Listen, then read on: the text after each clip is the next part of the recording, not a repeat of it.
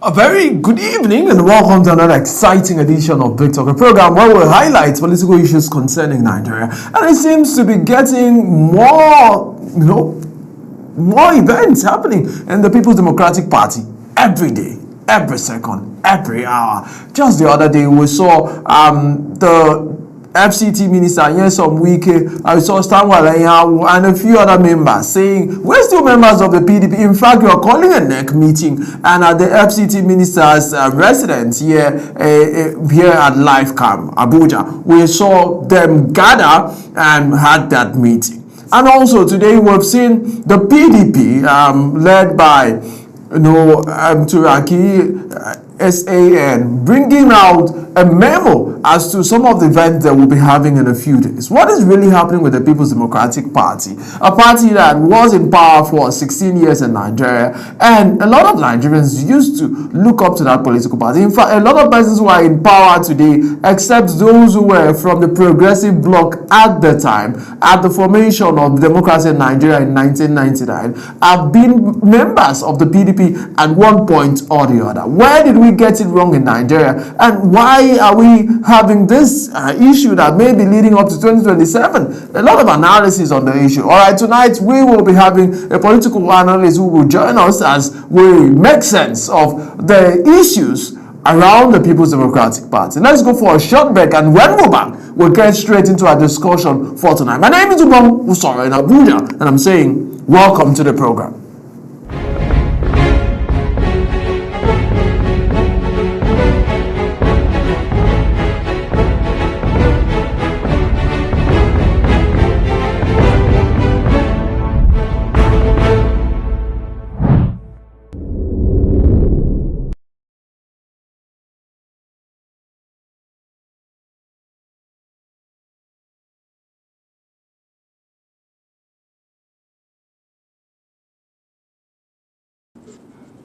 All right, so tonight on the program, we'll be looking at the People's Democratic Party, a party that came into power in 1999, was formed in 1998. Party, some persons say, was the party of the generals. A lot of retired army generals were part of the party. For people like former Senate President David Mark, Olusegun Obasanjo at the time, a former general, a lot of Jerrigan, a lot of former generals were part of the party. A lot of consummate Nigerians became part of that political party, and they set the tone because they won a lot of elections, right? And at the point, the PDP had more than 24 states under its cover. But as we talk now, it was just eight governors of the PDP at the time, right? It was 13 during the last election, but it's just 8 now. What is happening with the PDP? And the minister of the FCT is still talking strong, even though we've seen his letter of expulsion written by the PDP and signed by the segment of the party that is run by Kabiru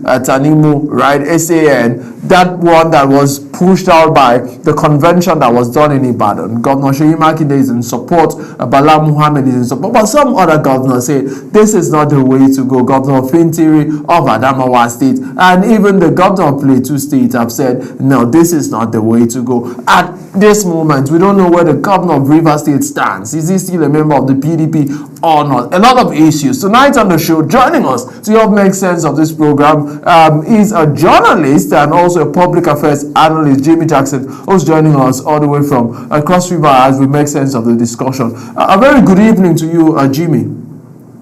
Yes, good evening to you, Bonso. It's a pleasure to be here. Absolutely. Thank you so much for joining us. But I'll bring you into the conversation, but let me show to our audience this clip done by my colleague, Kabi Hassan, at the FCT Minister's residence here in Abuja, where the FCT Minister gathered people for a NEC meeting. He said he is still a member of the PDP and he's still talking very strong, saying that the PDP is not going anywhere. I'll bring the clip, but let me introduce Jimmy. Let's go. Jimmy, how are you today? Yeah, I'm doing fine. It's a fine and cozy day in Cross River State, and we're in the season of sweetness, where Cross River State has been lit. And definitely everything is actually, buzzing for When you the say it's a celebration. season of sweetness, Jimmy, are you supporting the current governor? I didn't know you to support politicians. No, it's not about supporting the governor. Cross River right now, there's a whole lot of sweetness. The roads, the ambience, the So are you people. supporting the governor, Jimmy?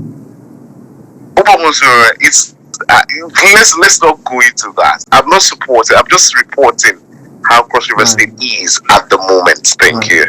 Right. Thank you. And Okay. right, absolutely. I'll come back to you. We have lots of questions to talk about that. But let's see what Mr. Nyesom Wike said.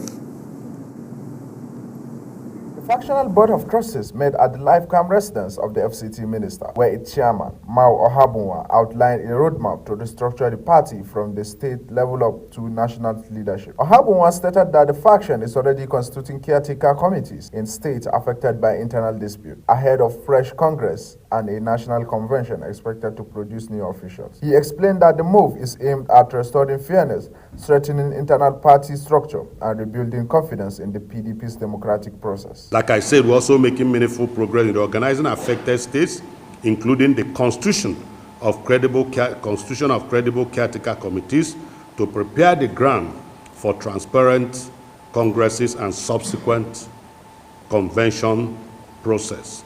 The BOT also pledges total support for Abdurrahman Mohammed-led National Working Committee, insisting that the party must be run strictly in line with the Constitution and established guidelines. Ohabunwa emphasizes the Board of Trustees has a moral responsibility to stabilize the party and guide it away from divisions, urging members to remain united as reforms deepen across states. We're going to work with this NWC.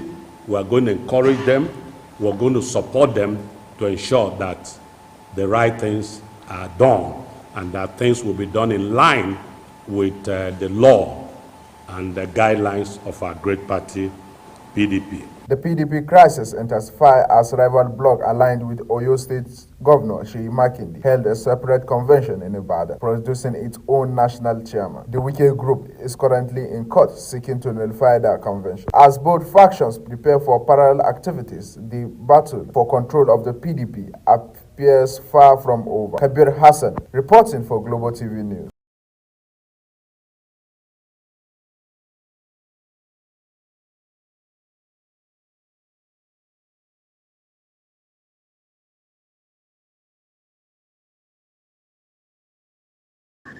Welcome back to the program. So this is still Big Talk on Global Television. We have Jimmy Jackson, who's a public affairs analyst and a journalist, who's joined us as we talk about Nigeria's democracy.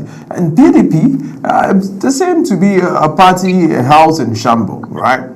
Okay, so Jimmy, let's talk about the PDP. 1998, this political party was formed, freshly baked. Some people called it the general parties at the time. David Mark, a former general, a member of the party. Danjuma, T.Y. Danjuma, a member of the party. Olusegun Obasanjo, former military general, a member of the PDP. And they won massively across the different states in Nigeria at that particular time. And in fact, at a point, they had 24 states under their purview, and they seemed just to take any states they wanted, apart from maybe Lagos that gave them headache.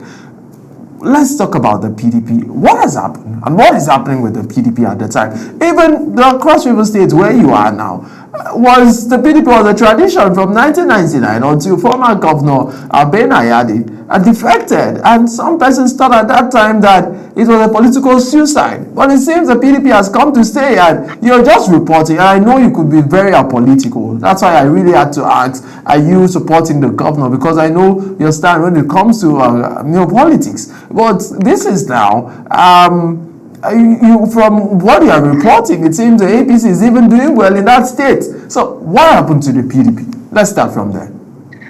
Okay, Ubonso, thank you so much. Let's actually go down memory lane. You mentioned prior to 1999, where we saw the return of the democracy in Nigeria. It's something that we should actually ponder upon. When truly you get a new item, or truly you're moving into a new building, there's much to be treasured. about that particular item, that you have just quoted. And that's what PDP was to Nigerians as at that time as a political party, talking about the return of democracy in Nigeria, which saw the emergence of the president then, Olusegun Obasanjo, who took the party from 1999 to when he now handed it over. So definitely, as at then, we're trying to see how to ensure that we have democracy, and then, the strong political big wins, the who is with Nigeria, we're also trying to form formidable force, trying to ensure that democracy works in Nigeria. But down on the memory lane, what later happened in PDP was what I would term lack of internal democracy in the People's Democratic Party. That was the turning point of the party, whereby individuals became more powerful than the party itself. That's where the whole issue started. And from there, we have seen how the party have deteriorated to this particular level.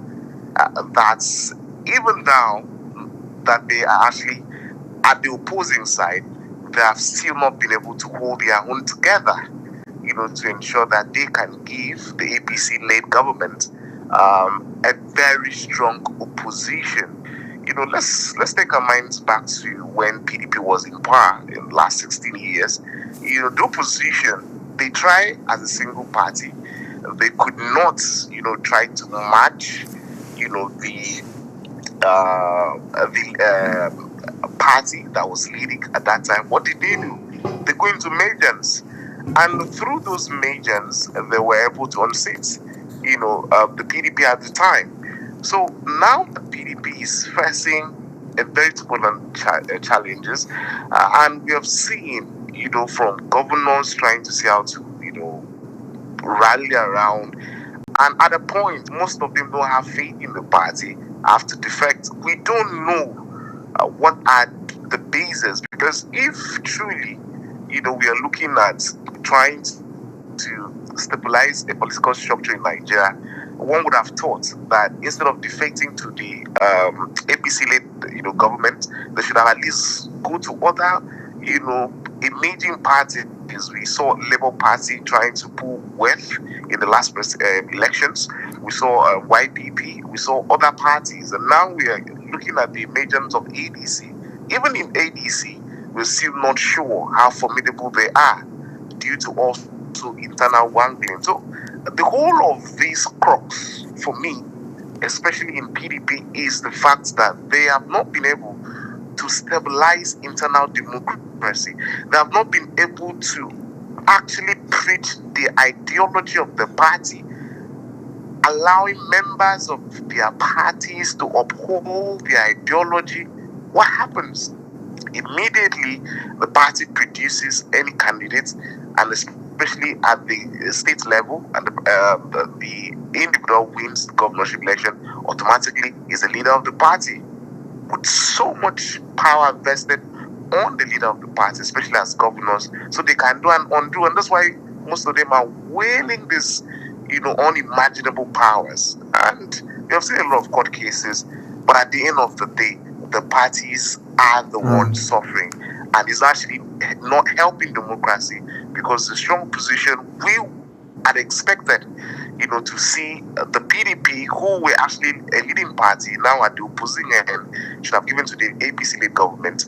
We are not seeing it, and that's why Nigerians cannot see that political parties are actually, giving Nigerians a strong democratic, process that we should enjoy as, a democratic nation.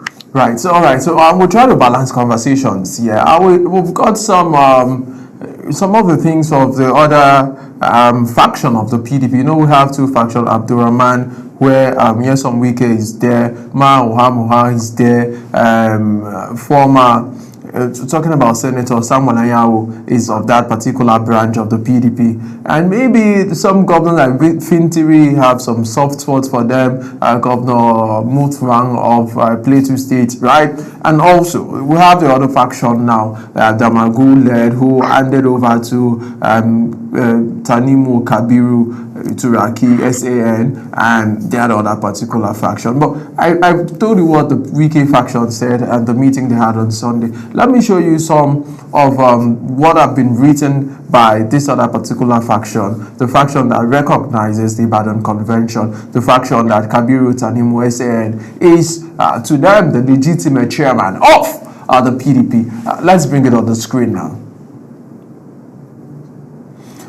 Okay, so this is signed by Comrade Ini Ememobong. He says the re-defection of the River State Assemblyman, right? And he says, we have seen on various media platforms news of the re-defection of some members of the River State House of Assembly who for a second time announced their defection from our party. We recall that they had done so earlier and later recanted.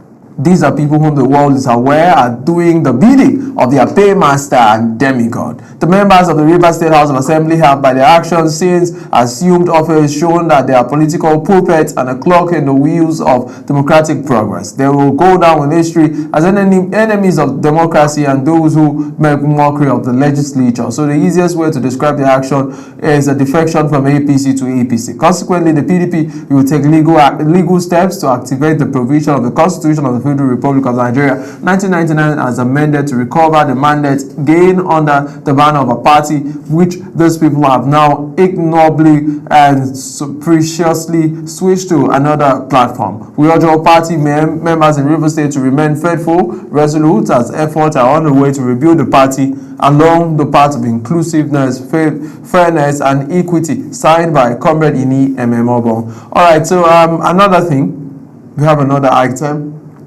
I'd like to show to you tonight. All right, so it says Wike and Co Caretaker Committee Limited, deepening illegality, weaponizing absurdity. And it goes to, I'll just take the first line. It says the purported constitution of a so-called National Caretaker Committee by Nyesom Wike and his friends clearly designed and coordinated their personal political affairs would have passed unnoticed, just like the it goes on to talk about this committee that has been constituted by Nyesom Wike and with side of the party as they gear towards having congresses among all the 36 states and eventually going to have their own convention. But let's get back to the conversation now in the studio. All right, so we have a certificate of expulsion that was signed by His Excellency Kabiru Tanimu Turaki SAN and His Excellency Ambassador Tofa Arakbaja, a National Secretary. Expulsion of Nyesom Wike, who was once a member of the People's Democratic Party, and it goes on to say a lot of things, right? He says it was unanimously resolution of the delegates at the year 2025 National Convention of the PDP held on the 15th to 16th of November 2025 at Ibadan, Oyo State. The expulsion certificate is hereby issued on the 2nd of December 2025. Let's get back to the studio now. Jimmy, expulsion certificate to the FCT minister. The FCT minister says, I am a bona fide member of the PDP. I'm not going anywhere, and I will make sure that I wrestle this party and save this party from those who left the party and have come back to destroy. Let's talk about a classic case of a house divided against itself. Yes, definitely. PDP is actually a house divided against itself. And for me, what took place at the Ibadan convention, for me, was actually long overdue. And I think it was actually a bold step for the PDP delegates there at Ibadan, to have actually taken that bold step to ensure that Wike has been expelled from the party. Now, the thing is, the way it stands now, we are only going to look at what the judiciary would say at this point, because it is now, cases will start flying left, right, and center until a judgment is pronounced at the Supreme Court to actually know which of. Because the bone of contention was that at the convention, INEC was not there to witness. And the faction of the PDP, led by the Public Secretary, Miniobon, has come out to say that the law says INEC may, shall. So trying to explain, as far as they had actually given prior notification, to the convention. So there's a whole lot of legal tussle between, PDP, and that clearly shows that PDP is divided. Wike is still insisting that he's a member of the PDP. Is actually, his fundamental human rights. What would happen? Who would succeed at the end of the day? Is only judiciary can actually make that pronouncement. For now, it's just the fact that the way it's going, less than 2 years to 2027 elections, and yet one of the most formidable, or maybe the most closest opposition party, have not been able to put their house in order. So I wonder how this tussle would, span to actually allow PDP to settle, and try to see how they will be able to build up a candidate that might likely face the incumbent, talking about the President Tinubu. So it's neither here nor there. But again, it is politics, and after the convention, the Ketika chairman said that he is trying to ensure that the aggrieved members, can also see how they can sit in a round table to discuss. But up to today, we have not actually seen any fruitful, outing with those resolutions. So we're still monitoring and to check. But the way it's going, I'm afraid PDP will not stand a chance to bring out a formidable force, or a formidable presidential candidate that can, match with the APC-led government. Let's not forget, we talked about division in River State, and in a press statement by the Ketika Publicity Secretary.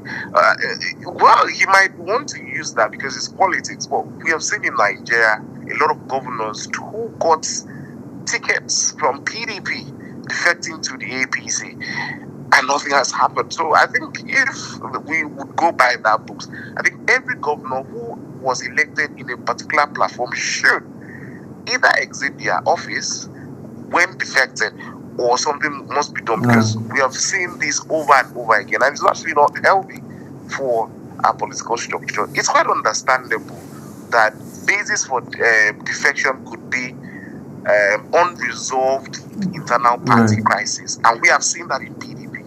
So maybe the governors would say, okay, so on that basis, they can actually defect to the APC.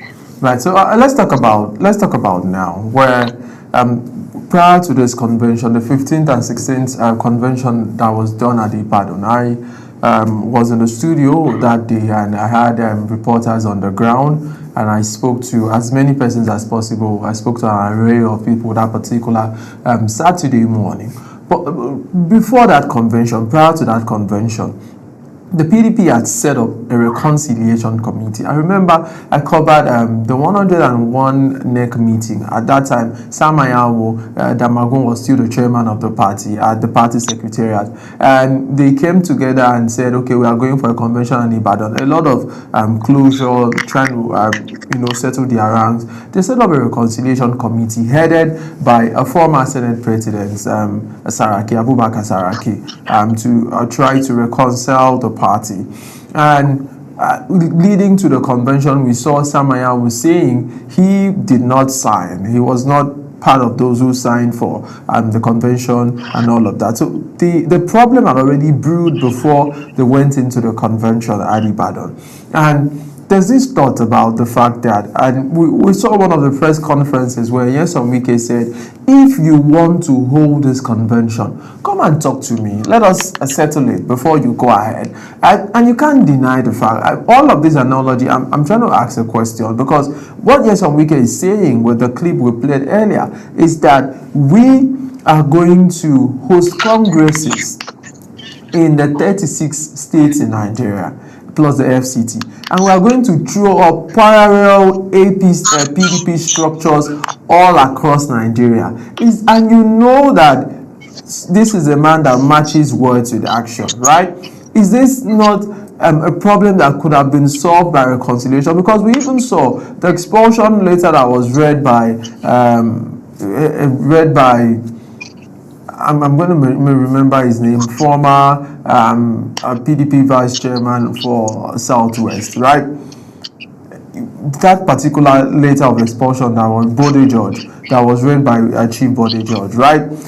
We saw the chairman of the convention planning committee talking about Fintiri, the governor of Adamawa State, said that was not the way to go. Expulsion was not the way. We would have done expulsion many years ago or many months ago, but not at this critical time. The conversation is the way, not now. He was not a party to that. We've seen a governor of Plateau State saying expulsion, I am not a party to that. I was not in that meeting. I didn't agree to that. We know that some states did not attend that particular convention. Rivers State did not send delegates. A lot of other states, a few other states did not send delegates to that particular convention. Looking at all those, in retrospect now, Jimmy, would you have advised them to maybe meet the FCT minister and do some more talking with him? Yeah, definitely. I think talking about reconciliation committee, basically party uses internal mechanism to see how to resolve their issues.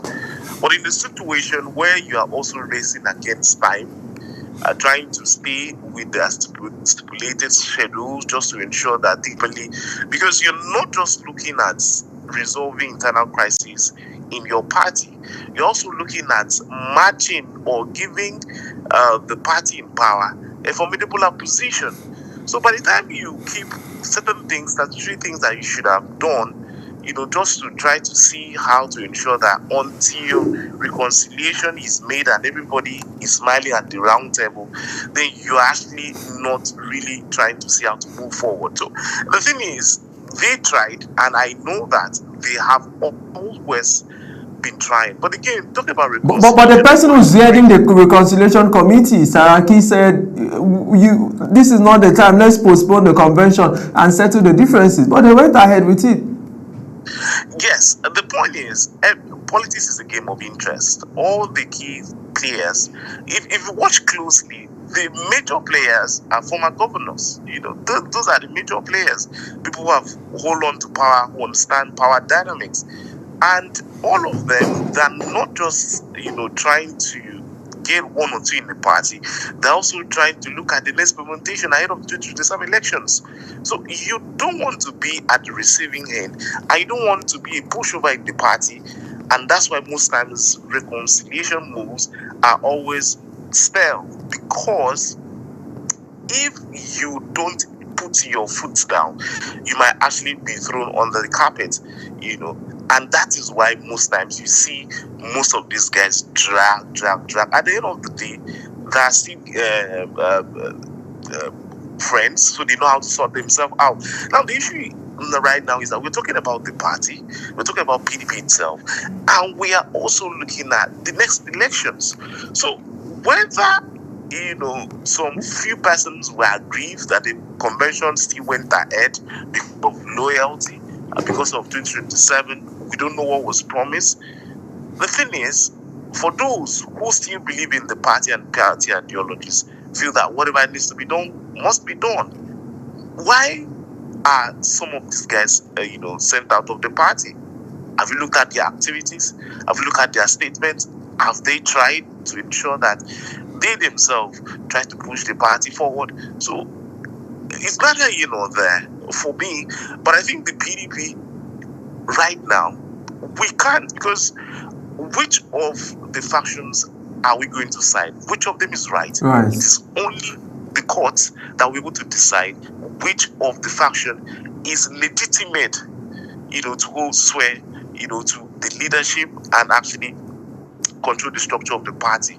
Mind you, this is just less than 2 years to the next election. And if this is not resolved as soon as, the first quarter of 2026, definitely PDP stands a chance of losing, to put up a formidable force against the APC in 2027. Absolutely, the PDP stands a chance. Like we said, we're not preempting what the court will say. We're just looking at the issues and the implication it has for our democracy. A one-time biggest political party in Nigeria and held sway to more than 24 governors at a time. What happened? And that this particular house cannot put itself to order. But Jimmy, I'd like to ask now, a party that cannot put itself to order, a party that cannot organize itself, can that party claim to be able to have the magic wand to putting all of Nigeria's issues and putting all of the different personality in Nigeria, the egos,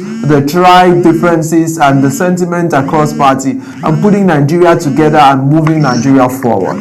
Can they claim if they can't put their own house in order? Hello, Jimmy, can you hear me? Yes, I can hear you. I think for me, right now, looking at the elections and what we have witnessed, I think Nigerians really, if you want to look at the voting strength or where most Nigerians want to play their permutation ahead of any elections, right now is not by the party, it's by the candidates they will present. Right now, PDP is in shambles because they are having internal crisis. And secondly, for those who still want to maintain the structure of the party, are also looking at who will they bring that would be able to match, the APC-led government. So I think the only best chance they have is to source for a formidable candidate that they will be able to present, and Nigerians would generally accept that candidate and they will fund it. Because right now, looking at them trying to resolve their internal wanglings, it's going to take time. It's really going to take time. And even when it would look on the surface that things might be okay, internally, I think some aggrieved members might still proceed, to challenge most of the judgment that might, arise, or most of the decision or reconciliation, panels report that might have come out. So it's neither here nor there. So the only chance I think PDP would have, to actually challenge in 2027 would be the candidates they would present. Let's not forget. Which of the PDP? Any of the PDP, because right now we can't categorically say which of the faction would actually present a candidate that would be recognized by INEC in 2027 elections. So we have to be very clear, because each of them is going swear. We saw what happened at the secretariat. Right. The police had to barricade. So we're just waiting. And I know that we're a law-abiding country. We understand what the law says. So let's wait and see where this would land, and actually which of the factions would the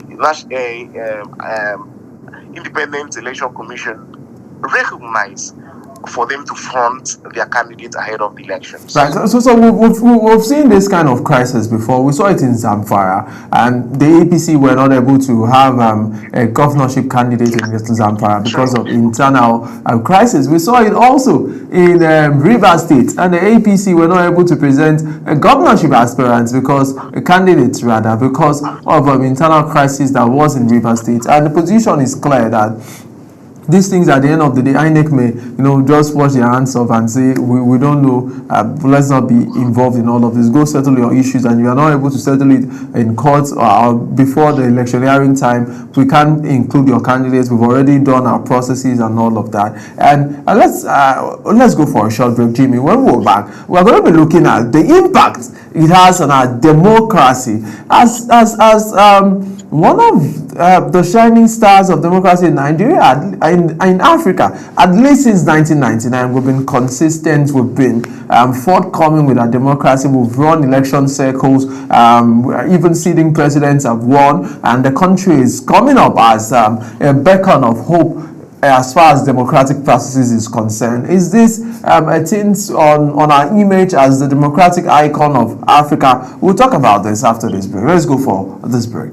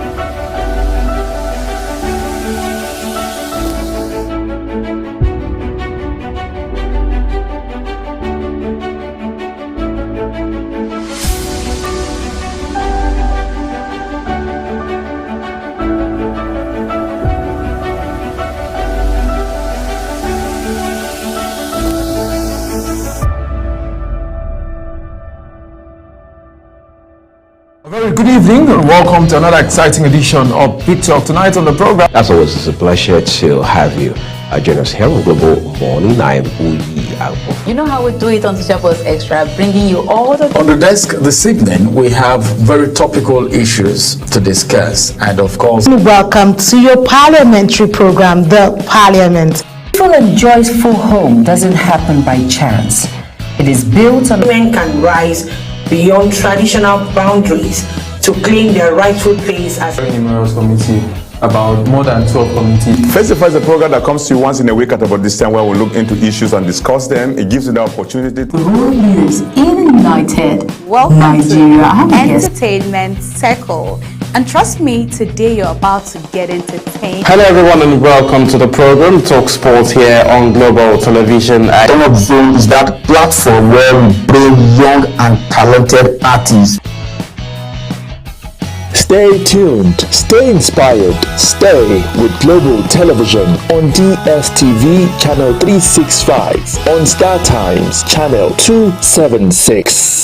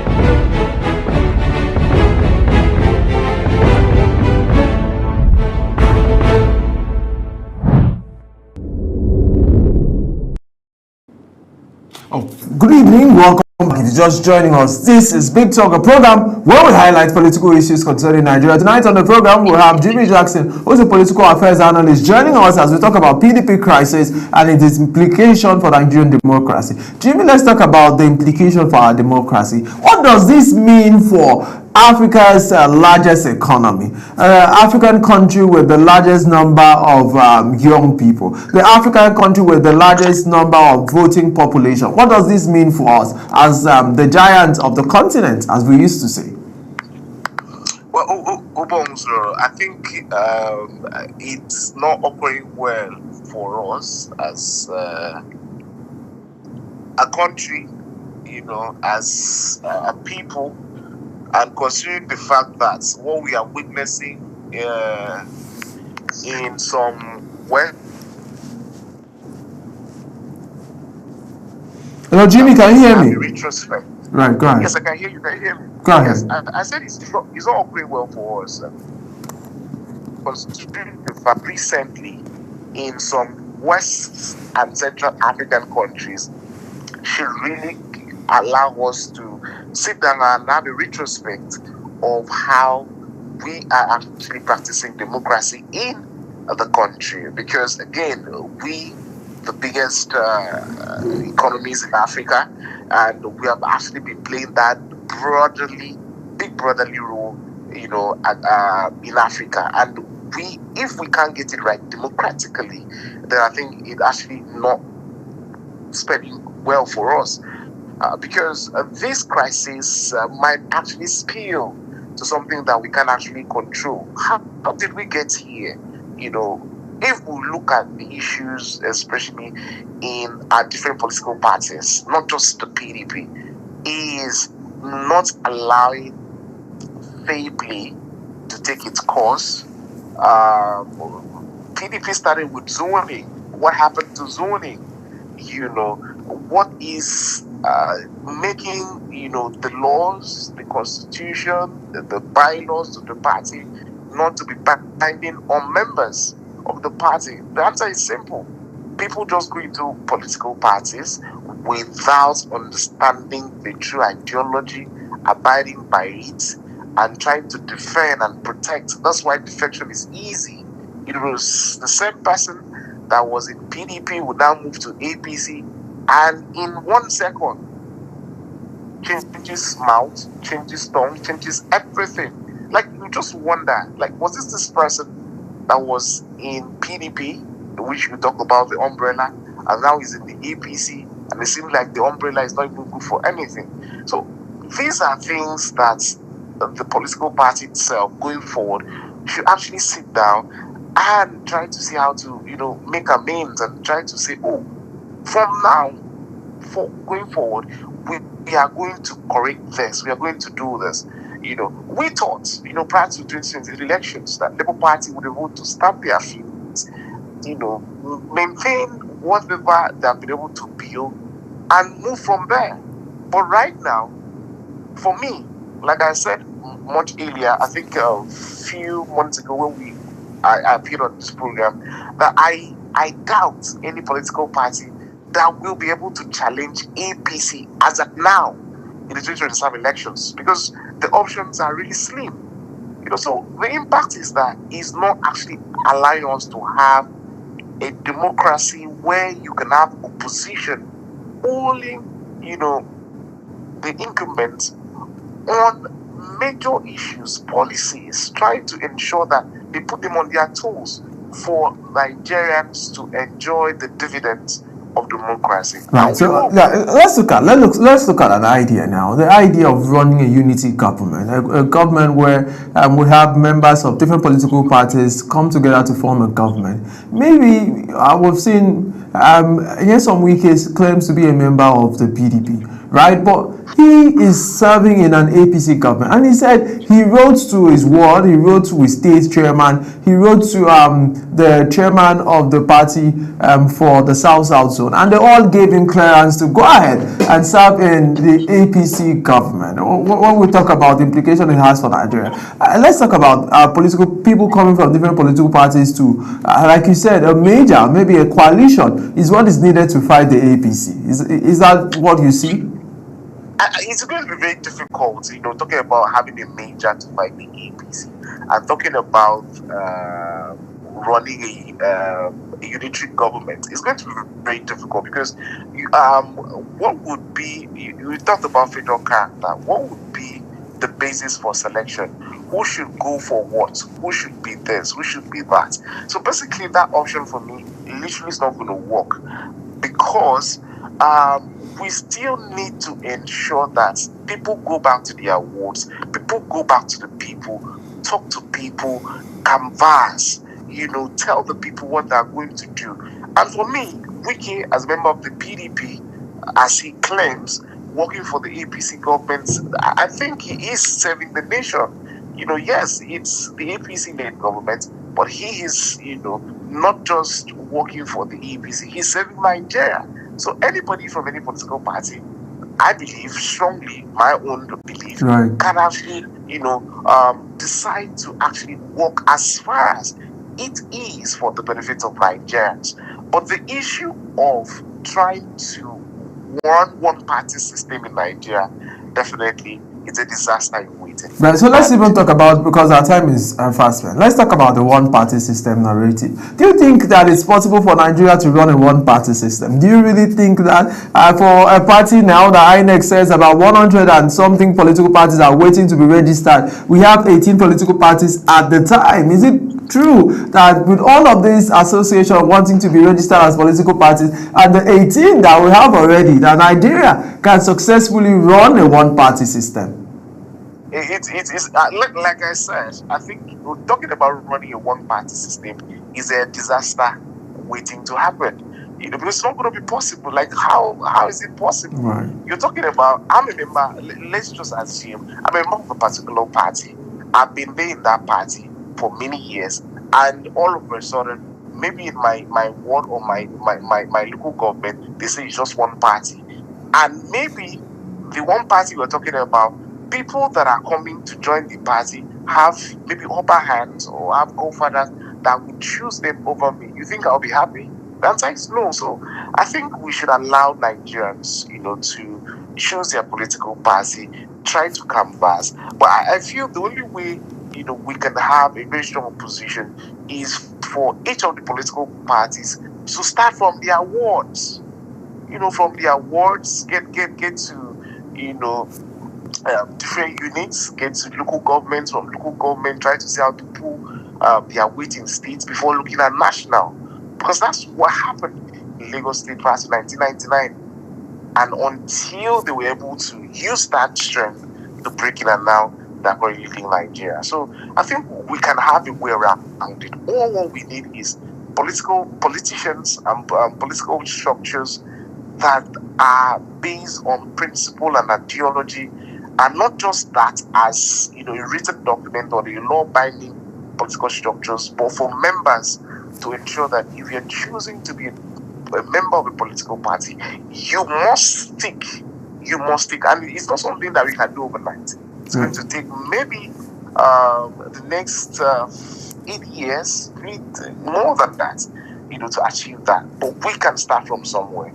Right. So, Jimmy, some persons think, probably this is the last question I'll be asking you tonight on the program. Some persons say that the issues that we have in the PDP, since we talk about the PDP crisis, are sponsored by the APC. I've even had some PDP members who've joined me on the show, and that is the assertion that whatever issues we have in our party today, the PDP, is sponsored, is caused, is orchestrated by members of the APC. Are you of the opinion that the APC is the one orchestrating the problems in the PDP? I don't want to believe that assertion, simply because party members are saying that. Do you have proof? Do you have proof about that? And if somebody is coming to destroy your house, can't you put your house in order? So I don't want to believe that. That's for me an excuse for failure for doing the right thing. What are the issues? What are the binding issues that is making PDP not to be a formidable force? So until you address those fundamental issues, is it fairness? Do we have equity in the party? Are the parties observing the zones, the zoning principle? If all these fundamental core issues that have led to this deterioration of the PDP are addressed, I don't think we should be talking about APC coming to destroy the party. I don't want to believe in that session. Thank you so much, Jimmy Jackson. We really do appreciate your time for speaking to us on the program. Always a delight to have you. And tonight on the show, we talked about PDP crisis implication for Nigerian democracy. And Jimmy Jackson, a journalist and public affairs analyst, joined us from Cross River to make sense of the discussion. And that's a package for tonight. Like I say every day when I come on the show, make sure you love Nigeria and you contribute your quota to making this country great. My name is Ubong Sori in Abuja, and I'm saying bye for now.